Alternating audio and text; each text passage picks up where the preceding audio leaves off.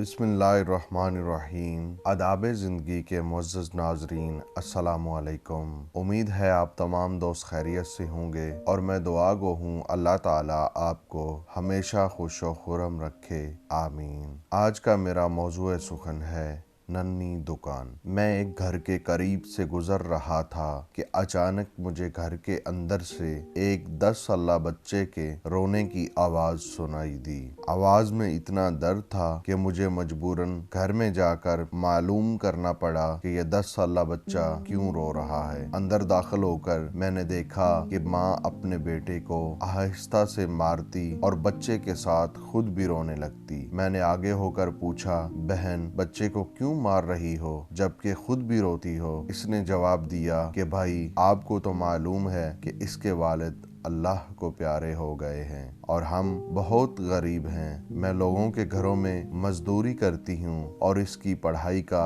मुश्किल से खर्च उठाती हूँ। ये कम वक्त स्कूल रोजाना देर से जाता और रोजाना घर देर से आता है। जाते हुए रास्ते में कहीं खेल कूद में लग जाता है और पढ़ाई की तरफ जरा भी तवज्जो नहीं देता, जिसकी वजह से रोजाना अपने स्कूल की वर्दी गंदी कर लेता है। मैंने बच्चे और इसकी माँ को थोड़ा समझाया और चल दिया। एक दिन सुबह सुबह सब्ज मंडी से कुछ सब्जी वगैरह लेने गया तो अचानक मेरी नजर इस 10 साला बच्चे पर पड़ी जो रोजाना घर से मार खाता था। क्या देखता हूँ कि वो बच्चा मंडी में फिर रहा है और जो दुकानदार अपनी दुकानों के लिए सब्जी खरीद कर अपनी बोरियों में डालते तो इनसे कोई सब्जी जमीन पर गिर जाती और वो बच्चा इसे फौरन उठाकर अपनी झोली में डाल लेता। मैं ये माजरा देखकर परेशानी में मुब्तला हो रहा था कि चक्कर क्या है। मैं इस बच्चे को चोरी चोरी फॉलो करने लगा। जब इसकी झोली सब्जी से भर गई तो सड़क के किनारे बैठकर ऊंची ऊंची आवाजें लगाकर इसे बेचने लगा। मुंह पर मिट्टी,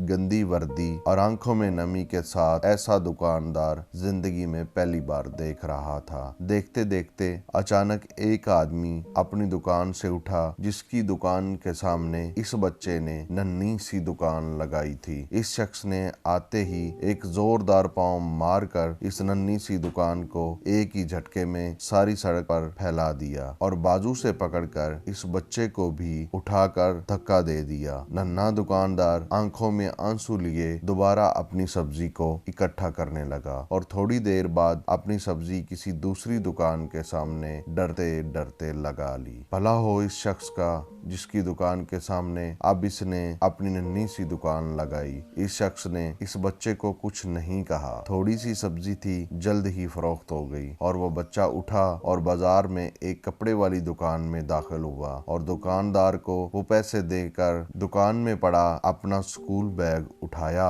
और बिना कुछ कहे स्कूल की जानब चल दिया। मैं भी इसके पीछे पीछे चल रहा था। जब वो बच्चा स्कूल गया तो 1 घंटा देर हो चुकी थी, जिस पर इसके उस्ताद ने इसे डंडे से खूब मारा। मैंने जल्दी से जाकर उस्ताद को मना किया कि यतीम बच्चा है, इसे मत मारो। उस्ताद फरमाने लगे कि सर ये रोजाना 1 घंटा देर से आता है। मैं रोजाना इसे सजा देता हूँ कि डर से स्कूल टाइम पर आए और कई बार मैं इसके घर भी पैगाम दे चुका हूँ। बच्चा मार खाने के बाद क्लास में बैठकर पढ़ने लगा। मैंने इसके उस्ताद का मोबाइल नंबर लिया और घर की तरफ चल दिया। घर जाकर मालूम हुआ कि मैं जो सब्जी लेने गया था वो तो भूल ही गया हूँ। इस बेमामूल बच्चे ने स्कूल से घर आकर माँ से एक बार फिर मार खाई होगी। सारी रात मेरा सर चकराता रहा। अगले दिन सुबह की नमाज अदा की और फौरन बच्चे के उस्ताद को कॉल की कि मंडी टाइम पर हर हालत में मंडी पहुँचे, जिस पर मुझे मुस्बत जवाब मिला। सूरज निकला और बच्चे का स्कूल जाने का वक्त हो गया और बच्चा घर से सीधा मंडी में अपनी नई दुकान का बंदोबस्त करने निकला। मैंने इसके घर जाकर इसकी वालदा को कहा कि बहन मेरे साथ चलो, मैं तुम्हें बताता हूँ कि आपका बेटा स्कूल क्यों देर से जाता है। वो फौरन मेरे साथ मुंह में ये कहते हुए चल पड़ी कि आज इस लड़के की मेरे हाथों खैर नहीं, छोड़ूंगी नहीं इसे। आज मंडी में लड़के का उस्ताद भी आ चुका था। हम तीनों ने मंडी की 3 मुख्तलिफ जगहों पर पोजीशन संभाल ली और नन्ही दुकान वाले को छुप कर देखने लगे। इस हिस्बे मामूल आज भी इसे काफी लोगों से झिड़कें लेनी पड़ी। आखिरकार वो लड़का अपनी सब्जी फरोख्त करके कपड़े वाली दुकान की तरफ चल पड़ा। अचानक मेरी नजर इसकी माँ पर पड़ी तो क्या देखता हूँ कि बहुत ही दर्द भरी सिसकियां लेकर ज़ारो कतार रो रही थी। मैंने फौरन इसके उस्ताद की तरफ देखा तो बहुत शिद्दत से उसके आंसू बह रहे थे। दोनों के रोने में मुझे ऐसा लग रहा था जैसे उन्होंने किसी मजलूम पर बहुत जुल्म किया हो और वो आज इनको अपनी गलती का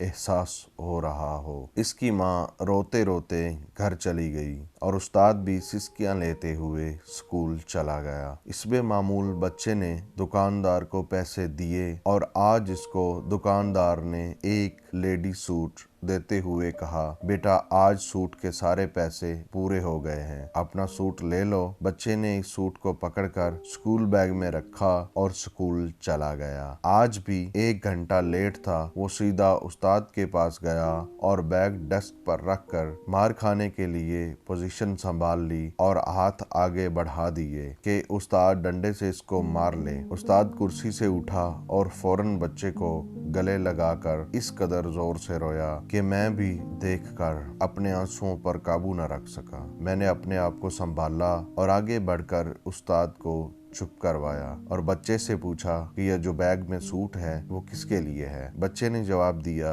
कि मेरी माँ अमीर लोगों के घरों में मजदूरी करने जाती है और इसके कपड़े फटे हुए हैं, इसके जिस्म को मुकम्मल ढांपने वाला कोई सूट नहीं है, इसलिए मैंने अपनी माँ के लिए ये सूट खरीदा है। ये सूट ले जाकर अब माँ को दोगे? मैंने बच्चे से सवाल किया। जवाब ने मेरे और इसके उस्ताद के पैरों के नीचे से जमीन ही निकाल दी। बच्चे ने जवाब दिया, नहीं अंकल जी, छुट्टी के बाद मैं इसे दर्जी को सिलाई के लिए दूंगा और रोजाना थोड़े थोड़े पैसे जमा करके सिलाई दूंगा। जब सिलाई के पैसे पूरे हो जाएंगे तब मैं इसे अपनी माँ को दूंगा। उस्ताद और मैं ये सोचकर रोते जा रहे थे कि अभी भी इस मासूम को और मंडी जाना पड़ेगा, लोगों से धक्के खाने पड़ेंगे और नन्ही दुकान लगानी पड़ेगी। आखिर कब तक गरीबों के बच्चे नन्ही दुकानें लगाते रहेंगे? आखिर कब तक?